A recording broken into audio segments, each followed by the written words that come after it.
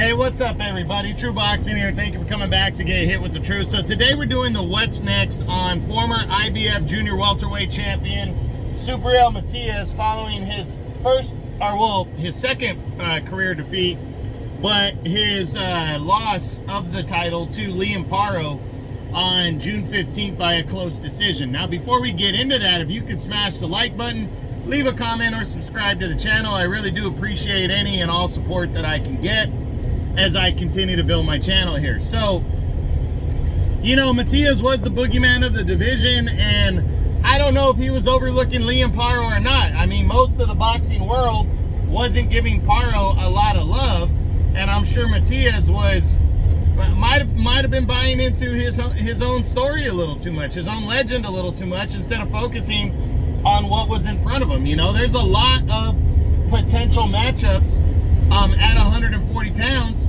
and I think he might have been overlooking Paro a little bit.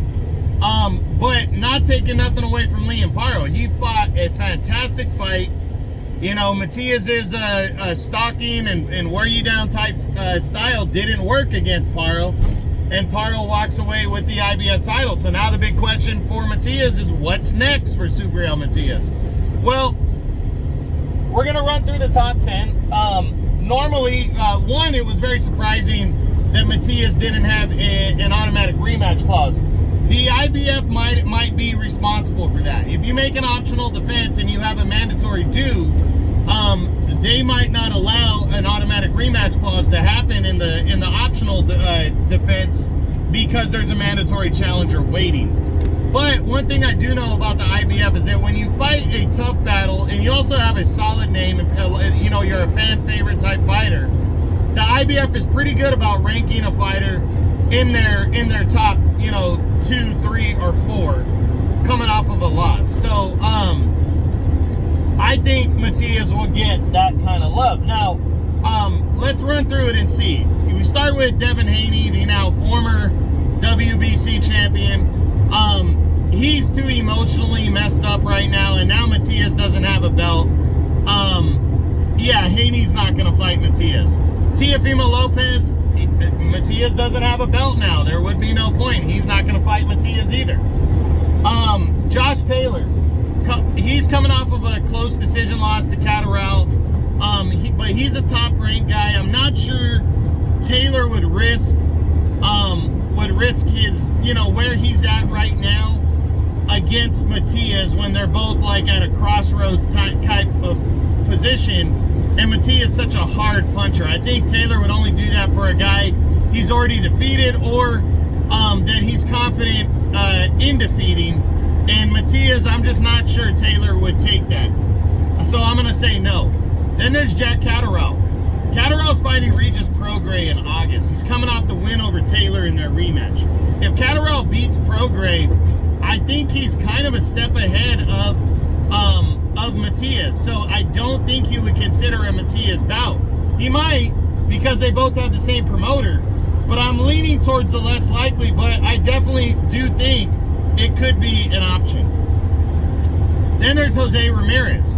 I don't think Ramirez will want to mix it up with Matias when he's, you know, when he's highly rated by the governing bodies in Ramirez, and Matias is coming off of a loss. He doesn't bring a title to the table.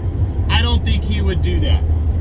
But it is a possibility because Ramirez is with Golden Boy in DAZN, and Matias is with Matchroom in DAZN. Then there's Sandor Martin, and this one's not, I don't believe this one is possible either. Well, I mean, it is possible, but under a certain scenario. We know that Martin is fighting Puello sometime in the next few months in a mandatory title fight. So I don't think timeline-wise, if Martin were to lose that fight, we don't know what he's going to do. But if Martin were to lose a close decision and the timeline worked out for Martin and Matias, I think this fight absolutely could happen. But I don't think timeline-wise this fight is going to be available for Matias. Then you got Regis Prograis. Prograis is fighting what's his name? God damn it, he's fighting Jack Catterall in August. If he beats Catterall in that fight, he's going to be really back in the mix.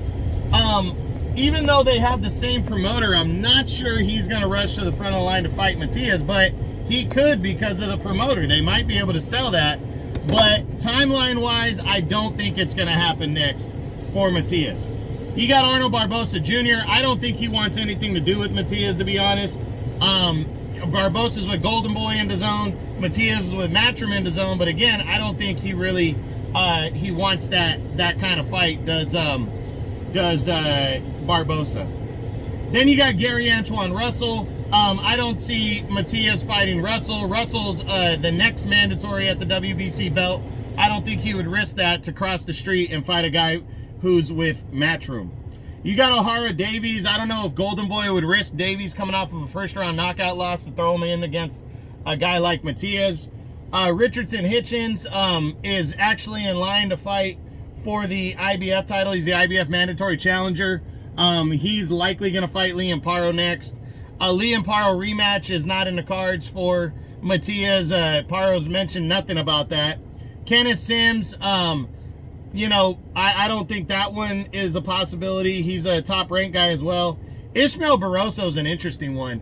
Why not this fight? Barroso's looking for a big fight. I think he's going to try to seek out his mandatory title shot, but if he can't get that, why not fight a guy like Matias?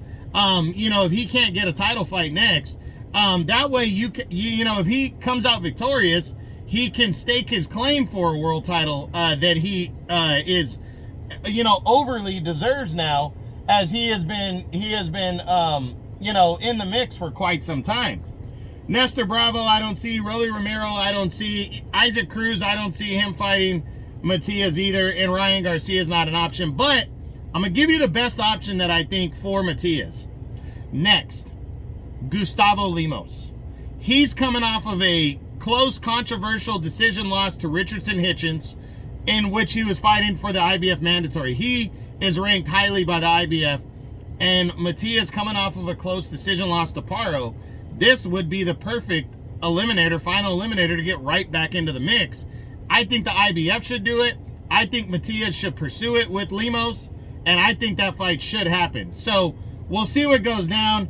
But that's it. That's what I got. That's my what's next for former junior welterweight champion of the world, Subriel Matias, following his close decision loss to Liam Paro, in which he lost the IBF title on June 15th in the main event of a DAZN card. I hope you enjoyed the video. If you did, smash the like button, leave a comment, or subscribe to the channel. I appreciate any and all support. This is True Boxing. You've been hit with the truth.